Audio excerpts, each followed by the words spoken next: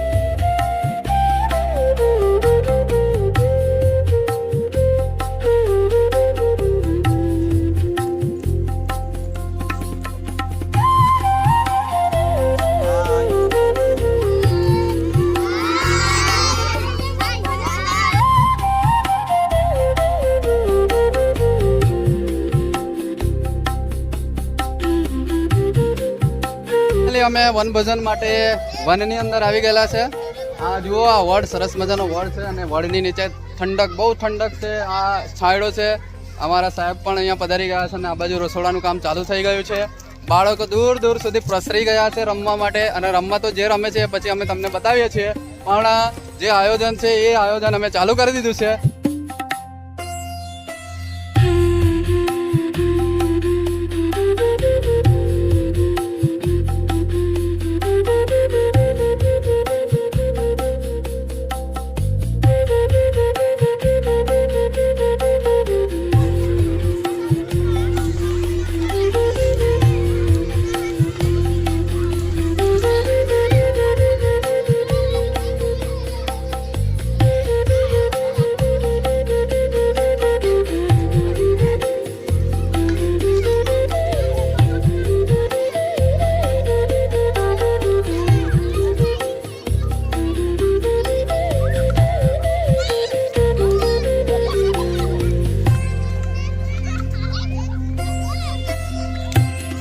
રમત રમી રહ્યા છે. મજા આવે છે ને? અરે વાહ, સરસ. રમો બેટા. કેવું મજા આવે છે? ગુડ. આ બાજુ ક્રિકેટ પણ રમી રહ્યા છે. આ રીતે કુદરતી સૌંદર્યની અંદર વનભોજન કરવાની મજા આવી રહી છે. શાક માટે સરસ મજાનો મસાલો તૈયાર થઈ રહ્યો છે.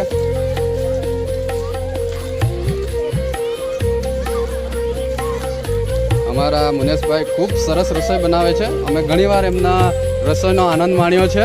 સ્વાદ ખૂબ સુંદર હોય છે.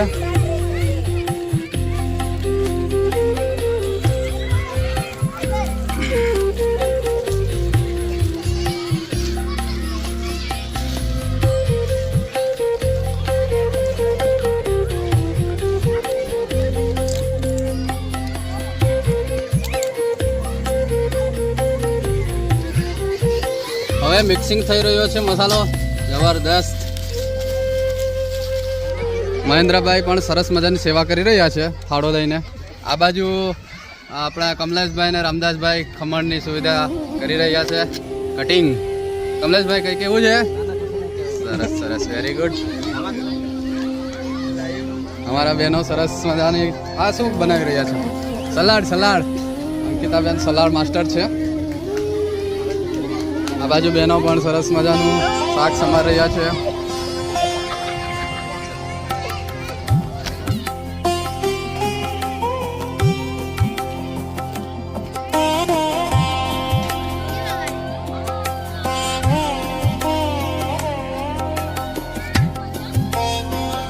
કેવું છોકરીઓ, મજા આવે છે ને?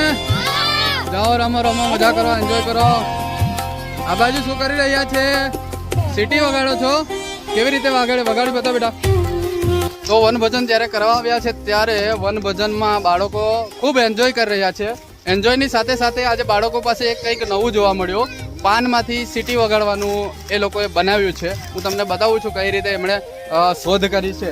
પાનમાંથી સીટી. બેટા સીટી વગાડજો પાનમાંથી. જો હવે એને બતાવ બેટા ક્યાં છે, શું છે પાન બતાવ. અરે વાહ સરસ, ખોલી નાખો. જો આજે છે આ વડનું પાન છે. આ વડનું જે વૃક્ષ તમે જોઈ રહ્યા છો આ એ વડનું પાન છે. કેવી રીતે પાછું બનાવી દે બેટા.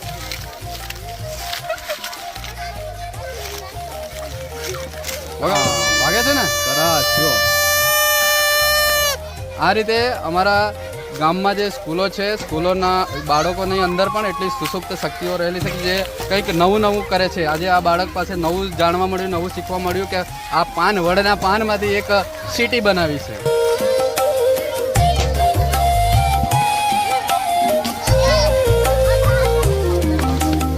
દેશી ચૂલા ઉપર દાળ મૂકી દેવામાં આવેલ છે. દેશી ચૂલાની રસોઈ કંઈક અલગ હોય છે અને એ પણ વનમાં જો ખાવાની મજા જ કંઈક અલગ હોય છે. અમારા રસોડાવાળા બહેનો પણ છે, ખૂબ મદદ કરી રહ્યા છે. વીણાબેન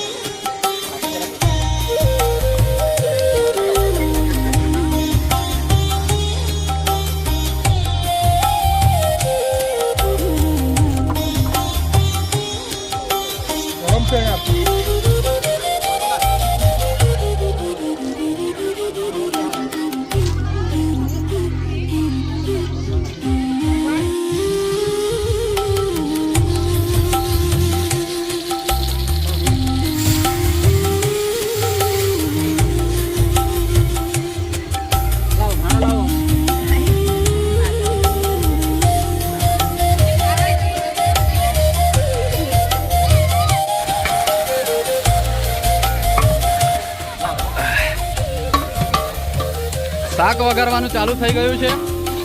જોઈ રહ્યા છો આપ અમારા મુનેશભાઈ બહુ સરસ શાકને સ્વાદ આપી રહ્યા છે.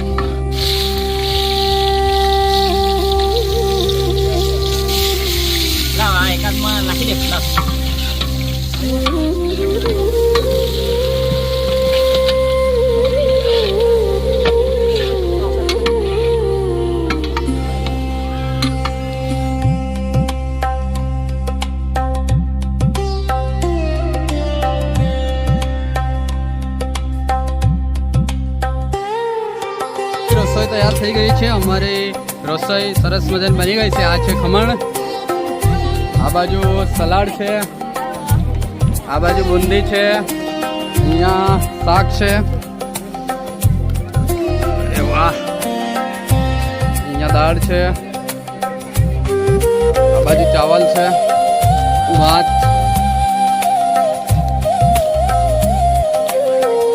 પણ ભોજન માટે બેસી ગયા છે. બાજ અપાઈ ગઈ છે. ધીરે ધીરે બધું પીરસાઈ જશે. ભૂખ લાગી કે બેટા? બરાબર જમી લેજો. હા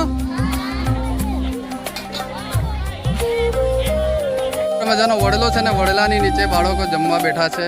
કુદરતી વાતાવરણની અંદર સૌંદર્ય માણવા માટે સૌંદર્યની સાથે સાથે બધા જમવા બેઠા છે. સરસ મજાનું ભોજન લેવા માટે બધા આવી ગયા છે.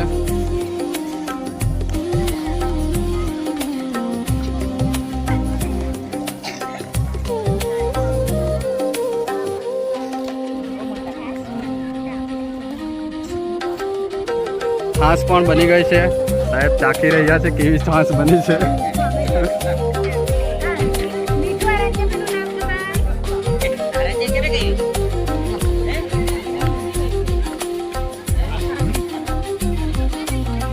અને સેવા બજાવી રહ્યા છે.